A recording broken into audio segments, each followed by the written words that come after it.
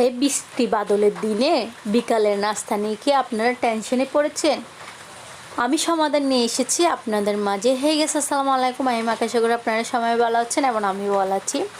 আজকে আমি আপনাদের সাথে শেয়ার করব চিকেন পাস্তা, যেটা একদম ইজিলি আপনারা কয়েক মিনিটের মধ্যে তৈরি করে ফেলতে পারবেন এবং কয়েক মিনিটও লাগবে না, 2 মিনিটের মধ্যে আপনার নাস্তাটা রেডি হয়ে যাবে। এমনকি বাসার উপকরণ যেগুলো থাকে ওগুলোর মাধ্যমে আমি প্রথমে হাঁড়িতে পানি সিদ্ধ করে নিয়েছি, এরপর দিয়ে দিলাম আপনার পাস্তাগুলো। দেওয়ার পরে এর মধ্যে দিয়ে দিলাম আপনার লবণ, অল্প পরিমাণের।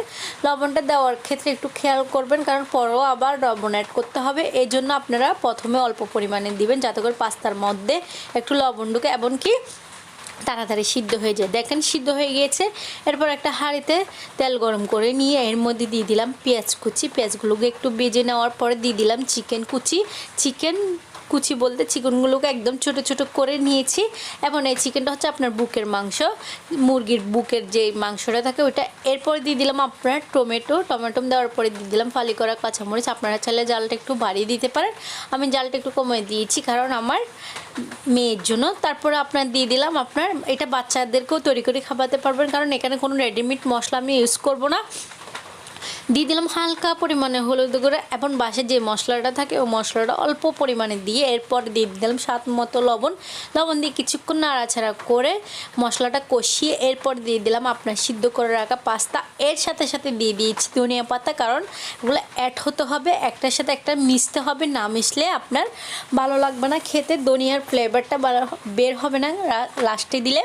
এরপর কিছুক্ষণ নাড়াচাড়া করে তেলের মধ্যে এখানে আপনার চুলার আঁচটা একটু মিডিয়াম আঁচে করে রাখবেন, কারণ বেশি জাল দিলে আপনার পুড়ে যাওয়ার সম্ভাবনা থাকতে পারে। এবং কম দিয়ে এটা আস্তে আস্তে নেড়ে ছেড়ে নেবেন। দেখলেন তো মাত্র 2 মিনিটও লাগে নাই, 2 মিনিটের মধ্যে হয়ে গেল আপনার চিকেন পাস্তার রেসিপি। এমনকি বাসা যে উপকরণগুলো থাকে ওই উপকরণগুলো দিয়ে হয়ে গেল।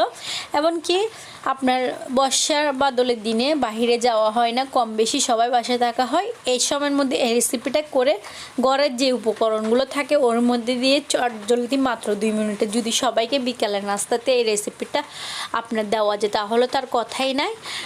তো দেখলেন কত সহজ এবং মজাদার। আর মজার কথা বলে লাভ নেই, অনেক অসাধারণ হয়েছে। আপনারা যদি বাসায় আমার এই রেসিপিটা সেম রেসিপিটা ফলো করেন না করে থাকেন তাহলে বুঝবেন না এটা কীরকম স্বাদ হয়েছে। অনেক অসাধারণ হয়েছে।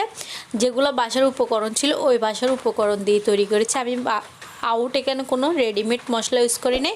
তো আমার রেসিপিটা যদি আপনাদের থেকে ভালো লেগে থাকে তাহলে লাইক কমেন্ট সাবস্ক্রাইব করে দিবেন।